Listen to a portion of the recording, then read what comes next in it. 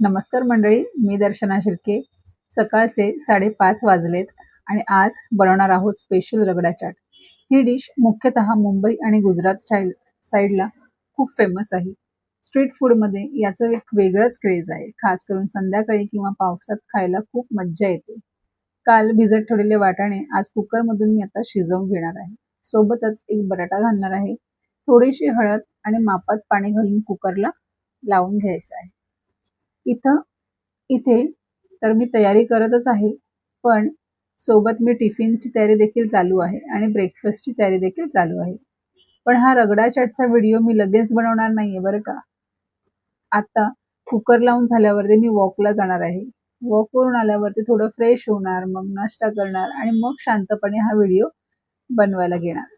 पाहू शकता आज ब्रेकफास्टमध्ये मी कांदा पोहे बनवले आहे. तर मंडळी, आता मी वॉकवरून येऊन हे सगळं आटोपलेलं आहे काम वगैरे, आणि आता आपण सुरू करणार आहोत रगडा चाट बनवायला.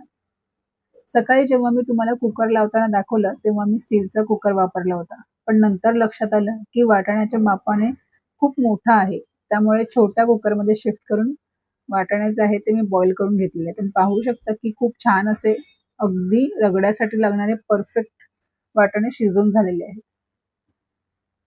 आता एका पॅनमध्ये मी 1 चमचा तेल घेतलेला आहे. त्यात धने जिरे पावडर घालून आपण हा उकळलेला रगडा जो आहे, धने जिरे पावडर घातल्यानंतर गॅस थोडा आपल्याला मंदच ठेवायचा आहे, कारण जळण्याचे चान्सेस जास्त असतात आणि त्यामुळे रगड्याला करपट चव येऊ शकते.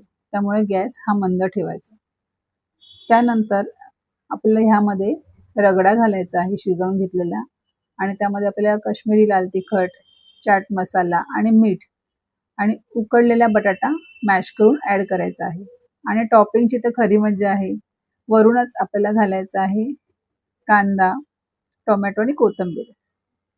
आणि होममेड खजूर चटणी आणि हिरवी चटणी मी बनवून ठेवलेली आहे. थोडासा पाणीपुरी मसाला आणि बस, आपलं स्ट्रीट स्टाईल रगडा पॅटीस एकदम तयार. ही डिश तुम्ही टिफिनमध्ये, ऑफिस पार्टीमध्ये किंवा घरच्या छोट्या गेट टुगेदरमध्ये सर्व करू शकता. आणि हो, फक्त रगडा चाटच नाही, याच रगड्यापासून तुम्ही रगडा पॅटीस, रगडा पाव किंवा अगदी पुरीसोबत देखील सुद्धा एन्जॉय करू शकता. तर काय म्हणता मंडळी, कशी वाटते? अगदी छान ना? तुम्ही नक्की ट्राय करा आणि मला सांगा कशी वाटली. आणि हो, उद्या गुढीपाडवा आहे, त्यामुळे तुम्हा सगळ्यांना गुढीपाडव्याच्या खूप खूप शुभेच्छा ॲडव्हान्समध्ये. उद्या मी घरी गुढी उभारणार आहे आणि त्याच निमित्ताने एक खास स्वीट रेसिपी तुम्हाला लाईव्ह दाखवणार आहे. म्हणून तुम्ही सगळ्यांनी लाईव्हला नक्की जॉईन व्हा, तुमचा छानसा प्रतिसाद द्या. भेटूया उद्या लाईव्ह गुढीपाडवा सेलिब्रेशनमध्ये. तोपर्यंत धन्यवाद.